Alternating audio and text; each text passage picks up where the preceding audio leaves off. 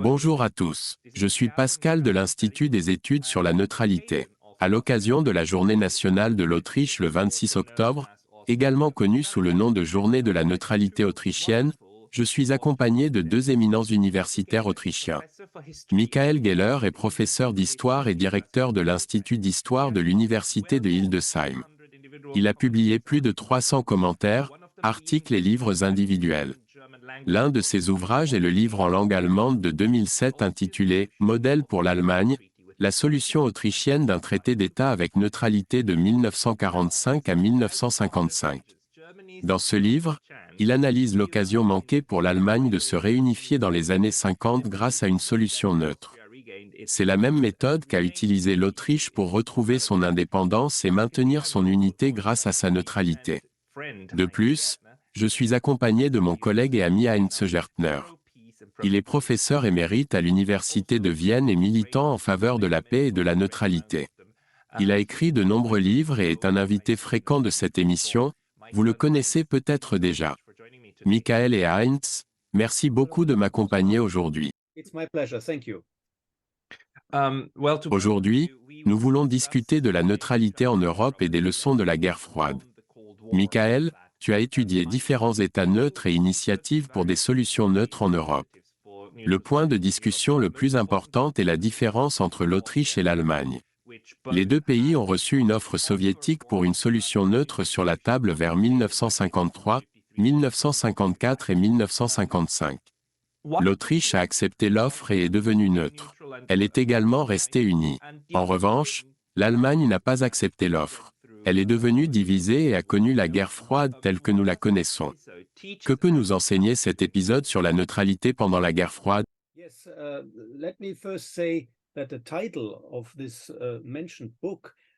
Tout d'abord, le titre du livre en question, Modèle de cas pour l'Allemagne, se termine par un point d'interrogation. Cela suggère que bien que les cas de l'Allemagne et de l'Autriche étaient différents, ils auraient pu être traités de manière similaire. C'est l'une des principales conclusions tirées du livre. Pour répondre à votre question, l'Autriche a utilisé la neutralité comme moyen de maintenir son intégrité territoriale, de sécuriser ses frontières et, surtout, d'atteindre l'indépendance et la souveraineté de l'État. Cela a également contribué à éloigner les troupes russes du sol autrichien. En revanche, la République fédérale d'Allemagne a rejeté la neutralité et l'engagement pris en coordination avec les puissances occidentales envers l'Union soviétique, comme l'avait fait l'Autriche. La conséquence de cette décision a été la division de l'Allemagne. Pour l'Autriche, l'unité nationale a été réalisée grâce à un traité d'État et une neutralité permanente autoproclamée. Il est également important de noter que le pays est resté largement orienté vers l'Occident. En revanche, le rejet de la neutralité par la République fédérale d'Allemagne a entraîné une liberté partielle seulement du côté occidental, sans une unification allemande complète, une souveraineté et une indépendance totale. L'Allemagne de l'Est, ou la RDA, a été complètement exclue et les Allemands de l'Est ont été laissés derrière le rideau de fer. En résumé, la division de l'Allemagne a été le prix payé pour son rejet de la neutralité.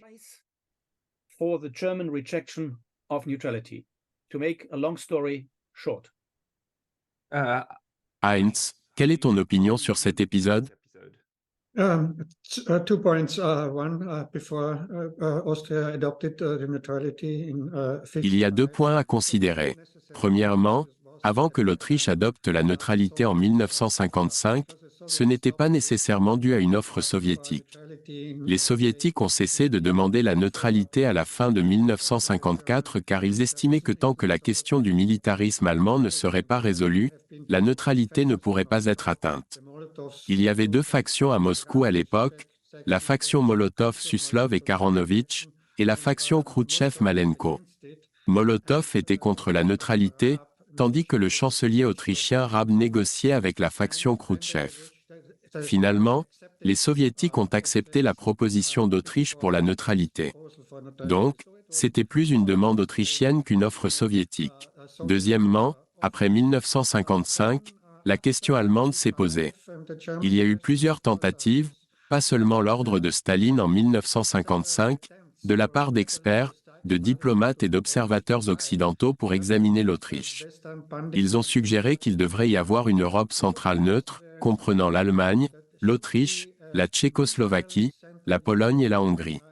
Cela s'explique par le fait qu'une décennie après la Seconde Guerre mondiale, l'Autriche a retrouvé sa souveraineté et son intégrité territoriale grâce à la neutralité, tandis que l'Allemagne est restée divisée.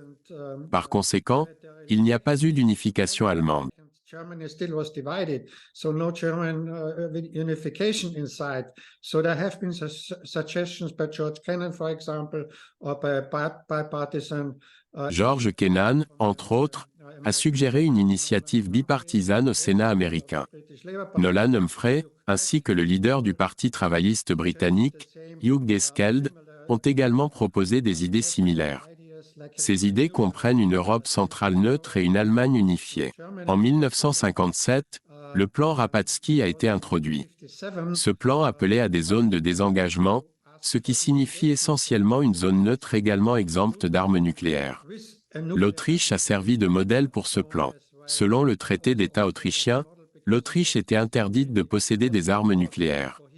Cela a fait de l'Autriche un État exempt d'armes nucléaires. Cependant, ces plans n'ont pas abouti en raison de la guerre froide. Fait intéressant, le président américain Eisenhower soutenait la neutralité de l'Autriche. Son ministre des Affaires étrangères, John Foster Dulles, était en désaccord avec lui. Dulles se rangeait davantage du côté d'Adenauer, qui rejetait la neutralité. Malgré cela, Eisenhower a continué à soutenir la neutralité. J'aimerais conclure avec une anecdote de 1956. Lors de l'insurrection hongroise, les Soviétiques soupçonnaient l'Autriche d'accueillir des insurgés hongrois. Ils ont menacé l'Autriche. En réponse, Eisenhower a déclaré que si la neutralité de l'Autriche était violée, cela pourrait conduire à une troisième guerre mondiale. Ce sont des paroles fortes, mais elles soulignent le fait que la neutralité, lorsqu'elle est respectée, peut servir de garantie de sécurité solide. Strong words, but it means that neutrality, if respected, can be a very good security guarantee. This is really interesting because one of the reasons why the Germans C'est vraiment intéressant. L'une des raisons pour lesquelles les Allemands ont rejeté l'idée de neutralité était qu'elle provenait des Russes. Même Staline, de son vivant, a proposé cette idée. Il y avait même des dessins animés suggérant que c'était juste un stratagème. Michael, il y a des historiens, en particulier des Autrichiens comme notre collègue Peter Ruckenthaler, qui croient fermement que cela n'a jamais été une proposition sérieuse. Ils soutiennent que la neutralité pour l'Allemagne n'a jamais été prise au sérieux par les Soviétiques. La preuve qu'ils présentent est le manque de documents d'archives à Moscou qui indiqueraient que les Soviétiques se préparaient sérieusement à une réunification et à une neutralisation de l'Allemagne. Ils pensent que c'était toujours juste un stratagème ou un point de discussion politique. Cependant, tu as une perspective différente, n'est-ce pas? But you see it differently, don't you? Yes, I see it very differently. Because we have, first of all, to Oui, je le vois très différemment. Tout d'abord, nous devons différencier les différentes notes publiées par les Soviétiques. La première était le 10 mars 1952. La deuxième était le 9 avril. Les deux notes suivantes n'étaient pas aussi substantielles que les premières.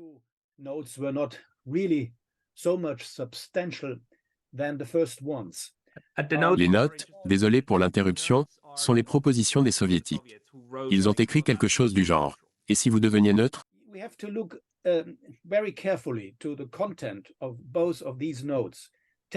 Nous devons examiner attentivement le contenu des deux notes, celle du 10 mars 52 et celle du 9 avril 52. Si vous regardez le contenu, quel était l'objectif principal? L'objectif principal était de conclure un traité de paix allemand. C'était d'un intérêt crucial pour l'Union soviétique. Dans cette note, les Soviétiques ont non seulement proposé de négocier un traité de paix allemand à un niveau de plein pouvoir, mais ils ont également suggéré qu'une future Allemagne unifiée ne devrait pas faire partie d'une coalition.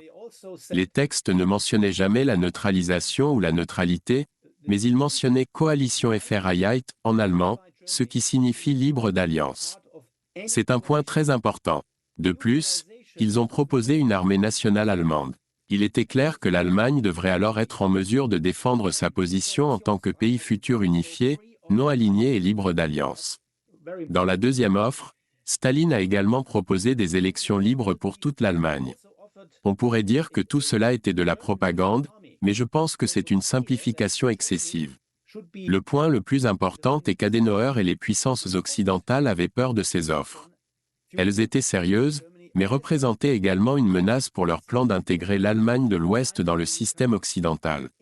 Ils craignaient que les soviétiques ne soient très sérieux au sujet de ces offres. Feared that really the Soviets meant these offers very, very serious, and that's why they feared that they would lose their positions in West Germany. C'est pourquoi ils avaient peur de perdre leur position en Allemagne de l'Ouest. En ce qui concerne le livre de Peter Ruppenthaler, je ne vois aucune preuve solide suggérant que Staline bluffait simplement.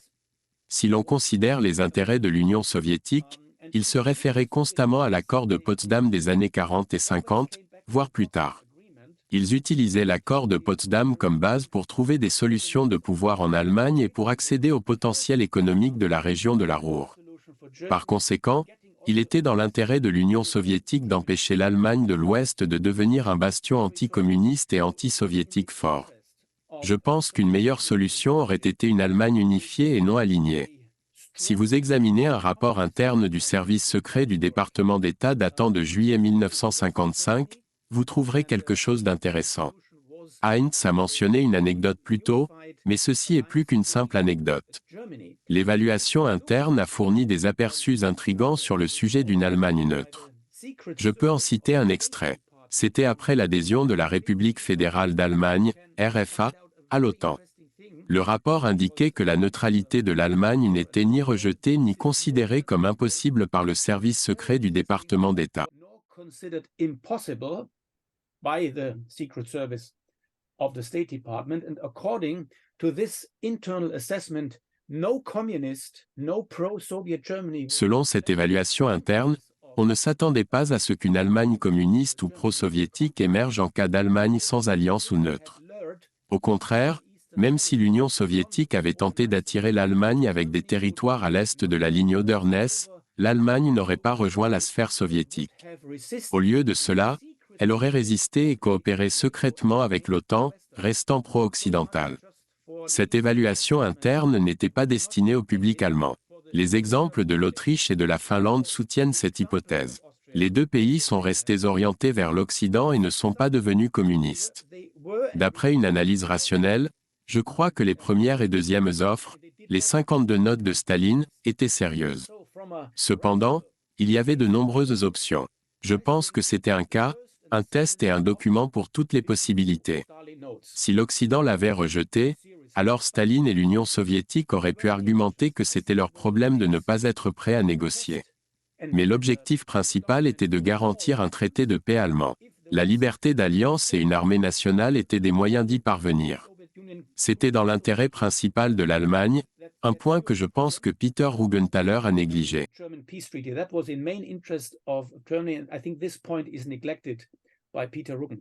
Je suis d'accord aussi, Heinz, je suppose que tu es d'accord avec ça. Il y avait une réelle opportunité là-bas, n'est-ce pas, lorsque les soviétiques l'ont proposé à plusieurs reprises?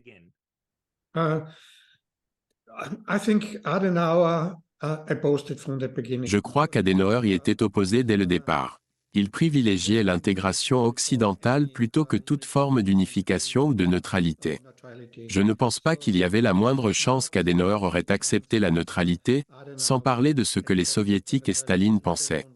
La situation en Autriche était également complexe. Je crois que l'Autriche ne pouvait pas devenir neutre tant que Staline était encore en vie. Cependant, la neutralité de l'Autriche était étroitement liée à la question allemande, même du point de vue soviétique. Ce n'est pas une coïncidence si l'Autriche n'a pu officiellement recevoir le traité d'État et adopter la neutralité qu'après la décision prise pour que l'Allemagne rejoigne l'OTAN. La situation de l'Allemagne sans l'Autriche avait déjà été décidée dans les accords de Paris. La décision a été prise et l'Allemagne est devenue membre de l'OTAN. La situation en Autriche a ensuite été séparée de celle de l'Allemagne. Mais Adenauer a toujours dit que la neutralité était un poison soviétique. Il avait tort en regardant l'Autriche et la Finlande, comme Michael l'a mentionné. Ni l'Autriche ni la Finlande ne sont devenus partie du système communiste. Cependant, il y avait un risque pour l'Autriche de rester divisée. Il n'y avait aucun doute à ce sujet car dans son discours à Fulton, Churchill a déclaré que la future carte de l'Europe ressemblerait à Berlin et Vienne ferait partie du bloc de l'Est. Look like Berlin and Vienna would be part of the Eastern Bloc. So that means Vienna and Berlin, Eastern Bloc, and Germany and Austria. Cela signifie que Vienne et Berlin, ainsi que l'Allemagne de l'Est et l'Autriche, étaient divisés. C'était le concept sous-jacent. Le point final est que l'Autriche a également servi de modèle, comme Michael l'a mentionné pour la Finlande. Cela s'explique par le fait que la Finlande avait un traité d'amitié avec l'Union soviétique en 1948. Contrairement à l'Autriche, il y avait une réelle possibilité que la Finlande soit intégrée au traité du pacte de Varsovie. Cela s'explique par le fait que l'Union soviétique avait d'autres traités d'amitié avec des pays comme la Roumanie et la Bulgarie. La Finlande a toujours déclaré qu'elle voulait rester en dehors de la compétition des grandes puissances. Cependant, il n'osait pas utiliser le mot neutralité avant que l'Autriche ne devienne neutre. À partir de ce moment-là, les Finlandais disaient souvent qu'ils étaient neutres, ce qui signifiait qu'ils voulaient plus d'indépendance vis-à-vis de l'Union soviétique. Les Soviétiques, quant à eux, ont toujours prôné l'amitié et une plus grande consultation. Les Finlandais ont continué à insister sur la neutralité, ce qui agaçait les Soviétiques. Après l'invasion soviétique de la Tchécoslovaquie en 1968, l'Union soviétique a supprimé le mot neutralité de tous les traités bilatéraux entre l'Union soviétique et la Finlande. Cela a changé après l'arrivée au pouvoir de Gorbatchev. La neutralité de la Finlande a réussi à empêcher son intégration au pacte de Varsovie, contrairement à ce qu'Adenauer soupçonnait. Il en va de même pour l'Autriche. The opposite what Adenauer suspected, and the same is true for Austria. Neutrality I is would like always I would like to underline the position pointed out by Heinz. I think Adenauer was the key figure. Je veux souligner le point fait par Heinz. Je crois qu'Adenauer était la figure cruciale dans le rejet de cette offre. De manière intéressante, quelques jours après la première offre de Staline, Paul Nitze du département d'État américain a suggéré que nous devrions être prêts si Adenauer décide de négocier. Les Américains ont alors fixé une date en 1952 pour toutes les élections libres en Allemagne. McCloy a demandé à Adenauer « Que devrions-nous faire ?» Adenauer a répondu que nous devrions continuer notre politique d'intégration occidentale. Cependant, dans les mémoires d'Adenauer, il prétendait le contraire. Il a dit qu'il avait demandé à McCloy « Que devrions-nous faire ?» et que McCloy avait répondu que nous devrions continuer notre politique. Mais en réalité, c'est Adenauer qui a pris la décision. De manière intéressante, en avril, Dean Acheson, le secrétaire d'État aux Affaires étrangères, a déclaré « Maintenant que nous connaissons la position d'Adenauer, nous devrions essayer de négocier avec Staline pour dévoiler son bluff. » Mais Adenauer était toujours très catégorique et disait non à tout débat ou négociation car il prenait cette affaire très au sérieux. Donc, c'est fascinant de voir qu'Adenauer était le décideur clé. Je crois que c'est l'un des points principaux de cette discussion. The key decision maker, sorry, and I think that's one of the main points of that discussion. Let me add a little story about that. Adenauer was such a staunch. Laissez-moi vous raconter une petite histoire à ce sujet. Adenauer était un fervent défenseur de l'intégration occidentale. Il a envoyé un message aux Américains. Les Américains ont continué à discuter de l'unification jusqu'en 1956 ou 1957. Cependant, un document secret a été envoyé au Conseil de sécurité nationale aux États-Unis en 1958. Le document indiquait que l'Allemagne ne souhaitait pas vraiment l'unification. Par conséquent, il devait cesser de pousser cette idée. Il discuterait de l'unification à un niveau général, mais pas à un niveau politique. Ceci est une citation, et elle était destinée à satisfaire les Allemands. Ainsi, ils ont retardé l'unification pendant longtemps. Ils savaient de toute façon qu'Adenauer ne le voudrait pas. Very long time, because they knew Adenauer would not want it anyway. okay, and I will skip now one of the D'accord. Je vais sauter l'une des questions que je vous ai envoyées plus tôt. Je vais passer directement à mon troisième point que je souhaite discuter avec vous deux.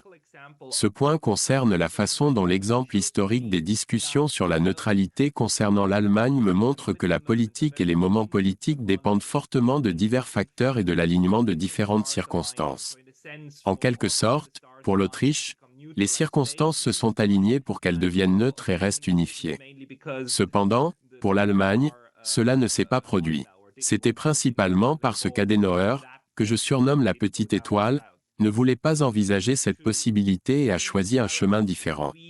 Voyez-vous également des similitudes entre l'histoire de l'Allemagne et le développement de l'Europe, et le présent? Je vois de forts parallèles avec l'Ukraine, mais peut-être que j'en fais trop.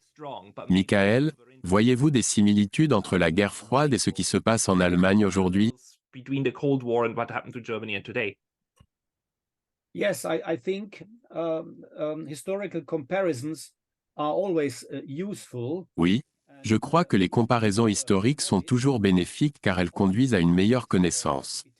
Cependant, nous devons également tenir compte des différences. C'est une situation similaire, mais avec des différences. Dans la confrontation Est-Ouest, nous avions des États non alignés et neutres. Dans la situation multipolaire actuelle, nous avons de nouveaux États non alignés et neutres. Prenons en compte la position du Brésil, de l'Inde et de l'Afrique du Sud sur la question de la guerre de la Russie contre l'Ukraine. Il est intéressant de constater qu'ils ne condamnent pas ouvertement la guerre d'agression de Poutine. Parfois, ils blâment également Zelensky, suggérant qu'il partage une certaine responsabilité dans la guerre.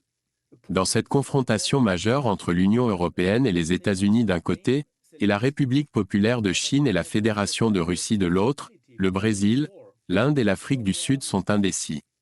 Ils maintiennent une sorte de position non alignée et neutre. Ce que le Brésil et l'Inde font, la Suisse et l'Autriche peuvent également le faire, s'ils le choisissent. Je pense que les partis neutres d'aujourd'hui n'ont pas besoin d'ajouter plus de combustible à la confrontation déjà largement exacerbée. Après tout, nous sommes au bord d'une guerre impliquant des armes nucléaires. Because we are on the brink of a war with nuclear weapons. I think the situation of today is much more difficult, complex and dangerous than the... Je crois que la situation actuelle est plus difficile, complexe et périlleuse que la vieille guerre froide que nous avons connue de 1945 à 1991. Ce conflit se déroule aux dépens de l'Europe. Alors, quelle est la position de l'Europe? Quelle est la position de l'Allemagne? Avons-nous une stratégie qui va au-delà de celle des États-Unis, qui vise clairement à affaiblir la Russie ou à l'empêcher de devenir plus agressive, comme dans la situation en Ukraine? Alors, quelle est la position de l'Europe? Nous devons prendre en compte les pays neutres restants, car la Finlande a rejoint l'OTAN et la Suède est susceptible de le faire bientôt. Cela dépend uniquement de l'approbation du Parlement hongrois, car la Turquie et Erdogan ont déjà donné leur consentement. La Suisse et l'Autriche ont pris 3 mesures. Premièrement, elles ont réduit leur approvisionnement énergétique en provenance de Russie.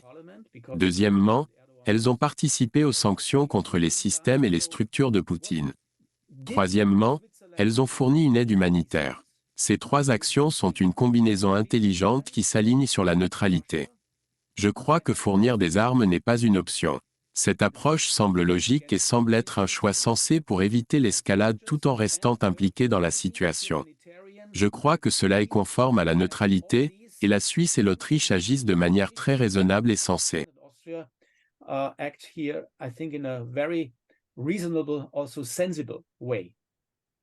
Et peut-être Heinz, voyez-vous des similitudes?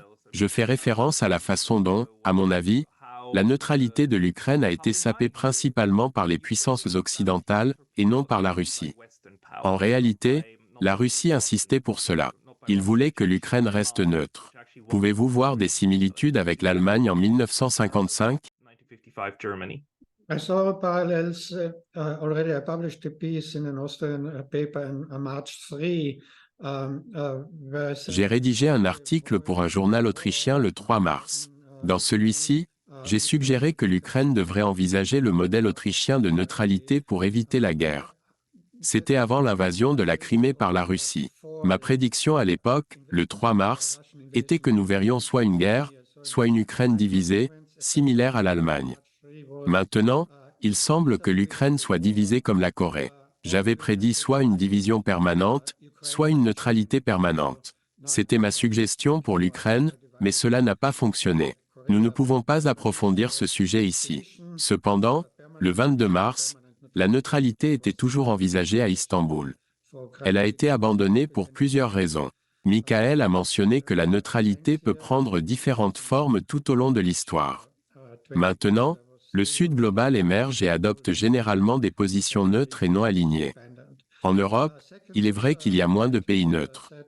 Mais cela ne signifie pas que la neutralité a perdu sa valeur. Je soutiendrai le contraire. Les pays neutres restants ont des responsabilités supplémentaires. L'Autriche, ainsi que l'Irlande, Malte et Chypre, ont la tâche importante de construire un pont entre l'Union européenne et le Sud global. Important task to build a bridge between the European Union and the global South. Because Austria, for example, has the same, and the other states as well, the same position. L'Autriche, par exemple, partage la même position et la même philosophie que la plupart des pays du Sud-Est mondial. Comme ces pays, l'Autriche est non alignée et exempte d'armes nucléaires. En ce qui concerne les zones exemptes d'armes nucléaires, l'Autriche a traditionnellement joué un rôle important dans l'établissement du traité d'interdiction des armes nucléaires. Cela confère à l'Autriche certains avantages comparatifs. Je tiens également à mentionner une analogie de la guerre froide. À cette époque, les pays neutres et non alignés étaient très actifs dans la mise en place de la Conférence sur la sécurité et la coopération en Europe, également connue sous le nom de processus CSCE. Sans ces pays neutres et non alignés, cela n'aurait pas été possible. La Yougoslavie, par exemple, a joué un rôle très actif dans le processus CSCE. Elle occupait également une position de premier plan dans le mouvement des non-alignés dans le tiers-monde à cette époque. L'Autriche a la responsabilité de saisir cette opportunité. Cependant, quelques années après la fin de la guerre en Ukraine, nous devrons initier un autre processus CSCE. Cela nécessitera la participation de pays neutres et non alignés, y compris ceux du Sud global, pour engager un tel débat. Le sommet ne se tiendra plus à Helsinki, car Helsinki fait maintenant partie de l'OTAN. Il pourrait plutôt avoir lieu à Vienne ou dans une capitale du Sud global.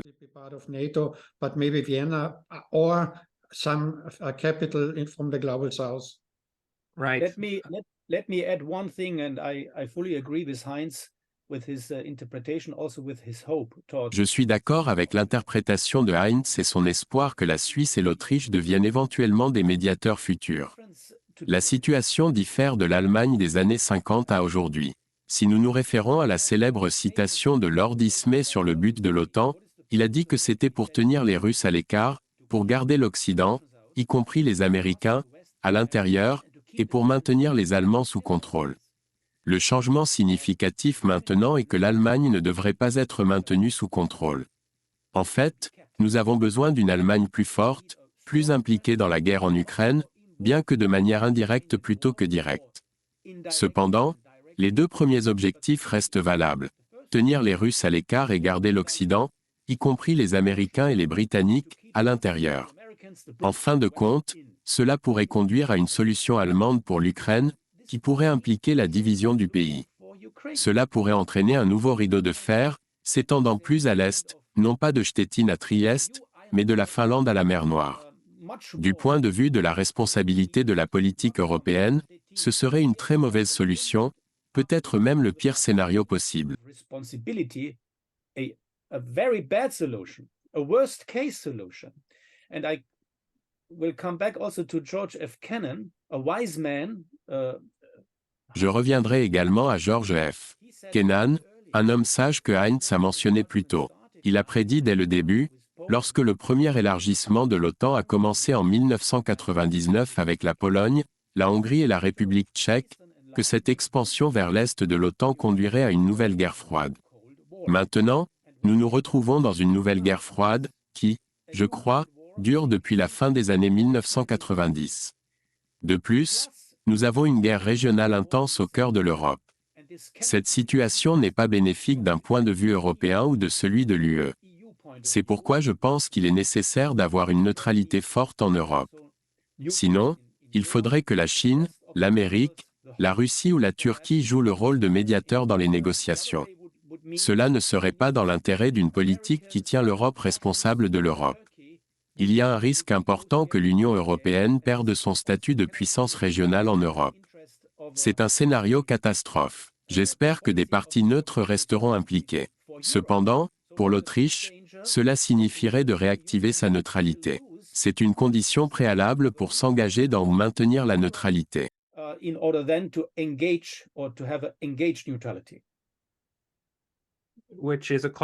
C'est un concept que vous défendez depuis longtemps, n'est-ce pas? Yeah, yes, that's true. We have to. Neutrality is coming with very different. Oui, c'est correct. La neutralité prend de nombreuses formes différentes, comme je l'ai mentionné précédemment. Tout au long de l'histoire, la neutralité a revêtu diverses formes et s'est avérée assez flexible. Au XIXe siècle, par exemple, nous avons vu une neutralité occasionnelle, qui consistait à rester en dehors des guerres. Pascal, tu es plus familier avec cela que moi, mais il y a aussi eu une période de neutralité intégrale isolationniste. Plus tard, l'Autriche a introduit le concept de neutralité active dans les années 70. Cependant, nous ne sommes plus dans les années 70. Aujourd'hui, nous parlons de neutralité engagée. Cela signifie que nous faisons partie de la politique européenne de sécurité et de défense et du partenariat pour la paix. Mais la neutralité ne signifie pas indifférence en ce qui concerne les valeurs. La neutralité doit s'élever contre les violations massives des droits de l'homme, le génocide et le nettoyage ethnique. En même temps, la neutralité engagée implique que les États neutres ont des responsabilités. Ils doivent faire des propositions et initier des actions. Sinon, ils ne feraient que faire des déclarations contre les violations des droits de l'homme. Ils doivent offrir des solutions. Comme l'a souligné Michael, nous sommes actuellement dans une situation similaire aux années 50, pendant la guerre froide, avec un nouveau rideau de fer. Nous devons progresser vers les années 70, vers le processus de la CSCE. Les États neutres et non alignés, y compris ceux du Sud global, doivent prendre des initiatives. Le processus d'Helsinki ou de la CSCE a commencé en 1971, quelques années avant le sommet d'Helsinki. Maintenant, les États neutres et non alignés, ainsi que les États du Sud global, doivent initier un nouveau processus pour éviter un retour aux situations des années 50 et 60. Ce serait une chance si nous pouvions y parvenir. Comme le diraient les Américains, en citant Madeleine Albright, l'Amérique est une nation indispensable. Je soutiendrai que les États neutres sont également indispensables. Madeleine Albright. I would say the neutral indispensable states. My problem that I have is that I see that the neutrals of Europe. Le problème auquel je suis confronté est que je perçois les pays neutres d'Europe, y compris l'Autriche, la Suisse et l'Irlande, comme étant incroyablement faibles pour se distancer du récit occidental actuel.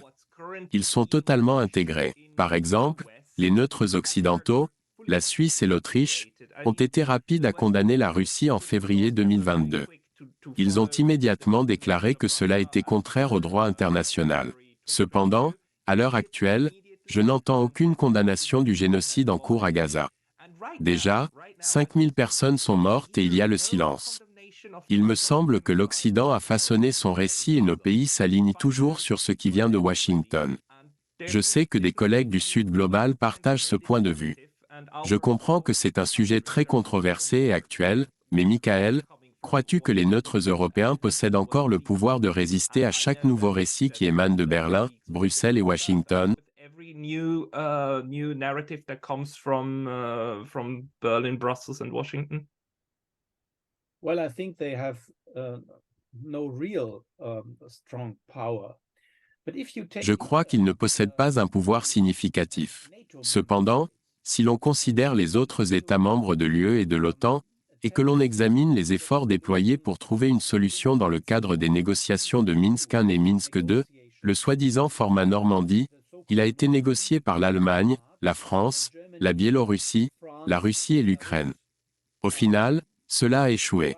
Je pense que cela était en partie dû au manque de puissance de l'Allemagne à l'époque pour exercer davantage de pression sur l'Ukraine et la Russie. La France, malgré son statut de puissance nucléaire, ne disposait pas d'une base militaire conventionnelle solide, elle ne pouvait donc pas exercer beaucoup de pouvoir non plus. En fin de compte, les négociations ont échoué. Cela était également dû au fait qu'il n'était pas dans l'intérêt des États-Unis que les Européens négocient cette question avec l'Ukraine et la Russie par eux-mêmes. Le manque de puissance n'est pas seulement un problème pour l'Autriche et la Suisse. Cependant, ils disposent d'un pouvoir doux. Une chose importante à noter est que l'Autriche et la Suisse, contrairement à l'Irlande, abritent des organisations internationales. Il s'agit notamment des Nations Unies, de l'OSCE, de l'OPEP, de l'Organisation mondiale de la santé et de l'Organisation mondiale du commerce.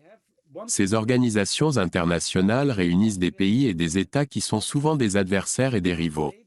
Je pense que cela est crucial pour maintenir leur position en tant que médiateur avec des sièges internationaux. Important to keep this position as mediators with international seats. So neutrality is not only useful for Switzerland and Austria itself, but also La neutralité n'est pas seulement bénéfique pour la Suisse et l'Autriche, mais elle sert également un objectif dans la communauté mondiale des nations. Je pense que cela reste significatif. Prenons en compte la guerre froide, ou ce que j'ai appelé la nouvelle guerre froide depuis 1999. Cette nouvelle guerre froide, caractérisée par un conflit régional intense en Europe, est bien plus dangereuse que son prédécesseur.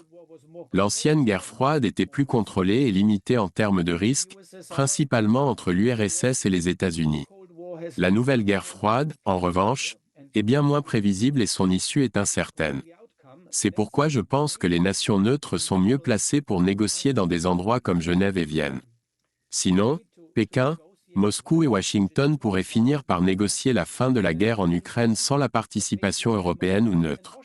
Cependant, il y a un autre point important à considérer, comme l'a mentionné Heinz. Helsinki 2.0 ne se produira pas, et Stockholm ne sera pas l'endroit si la Suède décide de rejoindre l'OTAN. Cela laisse aux pays neutres une certaine marge de manœuvre.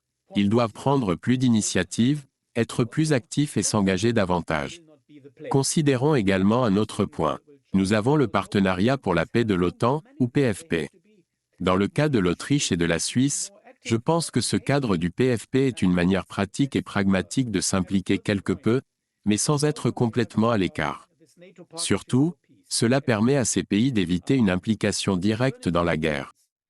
But important not to be involved in that war. So, and if you take Kosovo 1999, if you take Iraq 2003, what happened? Alors, prenons en compte le Kosovo en 1999 et l'Irak en 2003. Qu'est-il arrivé? L'OTAN, que je désigne par « il », a cessé les négociations et est intervenu au Kosovo. Cependant, comme nous pouvons le constater maintenant, ce n'était pas une solution à long terme.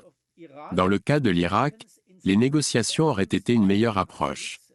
Les inspections des armes par Hans Blix et Mohamed El Baradei auraient été plus efficaces que l'intervention militaire. En regardant le tableau d'ensemble, il est clair que garder les parties neutres à l'écart n'était pas la meilleure solution pour le Kosovo ou l'Irak. Passons à mon dernier point. Vous avez mentionné la situation actuelle, le conflit, ou appelons-le la guerre, entre la Palestine et Israël. En ce qui concerne le terrorisme, nous devons nous rappeler que les parties neutres peuvent également servir de bouclier protecteur. Les terroristes ont tendance à respecter la neutralité. Cela pourrait rendre des pays comme la Suisse et l'Autriche plus sûrs que l'Allemagne ou d'autres pays fortement impliqués dans le conflit. Si vous me demandez mon avis sur la possibilité d'une solution future, en particulier une solution à deux États pour les deux parties, nous avons besoin de parties neutres pour négocier et médier. Les États-Unis et l'Allemagne ne sont pas en mesure de le faire, surtout compte tenu de la responsabilité historique de l'Allemagne. Nous avons besoin de médiateurs non seulement pour nous protéger contre le terrorisme, mais aussi pour faciliter les négociations. C'est pourquoi je suis d'accord avec le point de vue de Heinz selon lequel les parties neutres sont nécessaires.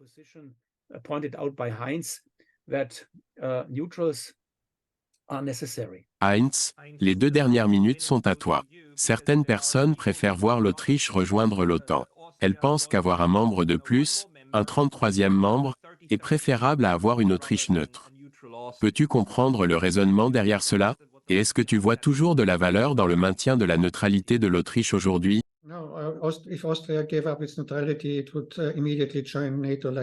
Non, si l'Autriche abandonnait sa neutralité, elle rejoindrait immédiatement l'OTAN, tout comme la Finlande et la Suède, et perdrait tous les avantages potentiels d'être un État neutre.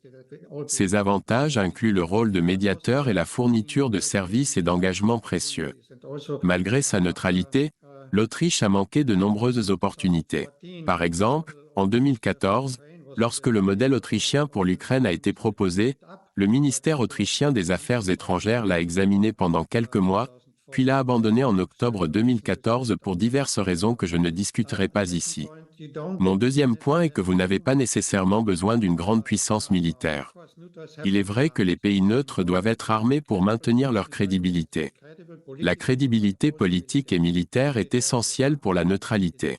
La neutralité armée est possible. Cependant, vous n'avez pas besoin d'une armée très puissante pour jouer un rôle politique. Nous pouvons le voir dans le cas du Qatar. Malgré sa faible puissance militaire, le Qatar joue un rôle important en tant que médiateur. Il agit en tant qu'interlocuteur dans diverses situations, telles que l'Afghanistan, la guerre en Ukraine et les conflits impliquant l'Iran, l'Arabie saoudite, le Hamas et les États-Unis. Par conséquent, la puissance militaire n'est pas toujours nécessaire. Enfin, je souhaite discuter de la guerre en cours au Moyen-Orient.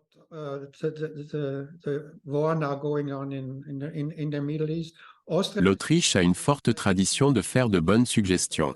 En tant que petit État neutre, elle a été en mesure de proposer des solutions efficaces sous la direction de Bruno Kreisky. En fait, l'Autriche a été la première à introduire le concept de nouvelles solutions étatiques aux Nations Unies. C'était essentiellement une idée autrichienne. Cependant, l'Autriche a ensuite abandonné cette approche. Je pense que certaines des tensions actuelles auraient pu être évitées si l'Autriche avait continué cette tradition. Maintenant, nous avons les accords d'Abraham entre Israël et les États arabes. L'Arabie saoudite était sur le point de se joindre, ce qui aurait complètement marginalisé les Palestiniens. Cela pourrait conduire à une solution potentielle à l'avenir. Alternativement, l'Autriche aurait pu suivre la tradition chrétienne. Cela impliquerait de résoudre d'abord la situation palestinienne, de revenir aux frontières de 1967, puis de mettre en œuvre les accords d'Abraham entre Israël et les États arabes. Cette approche aurait inversé la situation et empêché les Palestiniens d'être marginalisés. Le problème auquel nous sommes confrontés maintenant est dû à la guerre. L'Autriche a manqué de nombreuses opportunités par le passé. Cependant, je crois qu'elle peut saisir les opportunités à venir à l'avenir. Let me just very briefly add one point concerning. Permettez-moi d'ajouter brièvement un point sur la CSCE d'un point de vue historique. Les États non alignés et neutres ont non seulement soutenu le processus de la CSCE, mais ils ont également contribué à empêcher l'effondrement des conférences de suivi de la CSCE en 1983. Ces réunions ont eu lieu à Madrid pendant la soi-disant Deuxième Guerre froide. De nouvelles recherches sur la troisième conférence de suivi de la CSCE à Vienne, qui s'est déroulée de 1986 à 1989, révèlent des faits intéressants. Des preuves archivistiques historiques montrent que les États neutres ont joué un rôle significatif. Ils ont utilisé des documents non officiels pour combler le fossé entre les durs du camp de l'Est, en particulier la Roumanie et la RDA. Ces États neutres ont contribué à résoudre les tensions entre la délégation de la RDA et la délégation ouest-allemande à Vienne. Leurs efforts ont abouti à des solutions sans visa et ont renforcé la dimension humaine du processus de la CSCE. Il est clair que les Autrichiens, les Suisses et les Suédois ont contribué à combler le fossé entre les positions divergentes des délégations de la RDA et de la RFA à Vienne. Ils ont finalement contribué à la résolution de la question allemande. Comme nous le savons, la division de l'Allemagne était un enjeu clé de la guerre froide. La guerre froide germano-allemande faisait partie de la guerre froide européenne et mondiale plus large. Cette preuve historique devrait servir de motivation.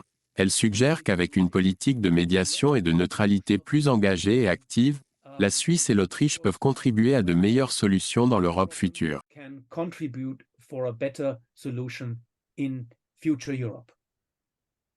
Je n'aurais pas pu le dire mieux. Avec ces mots, je souhaite à mes amis autrichiens une joyeuse journée de la neutralité. Nous nous parlerons à nouveau la prochaine fois.